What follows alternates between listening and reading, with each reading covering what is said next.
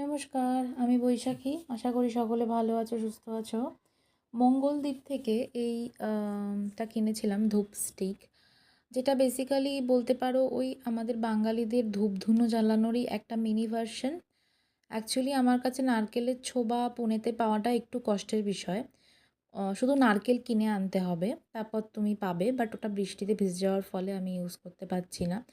তাই ধূপ স্টিকটা কিনি, বেশ সুন্দর গন্ধ আর বেশ অনেকক্ষণ জ্বলে। তোমরাও ইউজ করে দেখতে পারো যারা করতে নারকেলের ছোবা জ্বালাতে পারো না বা ঘরে জায়গা নেই বা ঘর ছোট ইত্যাদি, ইত্যাদি। আমার তো খুব ভাল লেগেছে। জানি না কেন আমার এরকম aroma a a I feels like positive. আমার মনে হয় আমার অরাটাও পজিটিভ হয়ে যায়। যাই হোক, তো সকাল, সকাল পুজো করে নিয়েছি। স্নান পুজো করে চলে যাব হচ্ছে লাঞ্চ বানানোর দিকে। আর এরকম ধূপ স্টিকের মধ্যে অনেকগুলোই রয়েছে। তার মধ্যে মঙ্গলদ্বীপটা বেস্ট। আর জানো, জুডিওতে গেছিলাম একদিন ঘুরতে, ঘুরতে কিছুই কেনার ইচ্ছা ছিল না। বাট কি মনে হলো আমি ৫টা নেল পালিশ দেখি তার মধ্যে এটা পছন্দ হয়।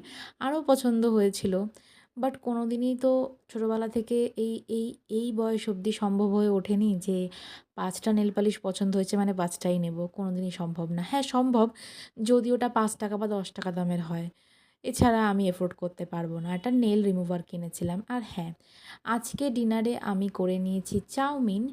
আ হেলদি ফুড মানে এটা না যে তুমি সব কিছু খাওয়া ছেড়ে দেবে। তো এই চাউমিনটা ব্রকলি আর ক্যাপসিকাম আর পেঁয়াজ দিয়ে করেছিলাম। আর হ্যাঁ, একটু পনিরও আছে। ছোটো, ছোটো কিছু পনির দিয়ে একদম অল্প তেলে চাউমিন।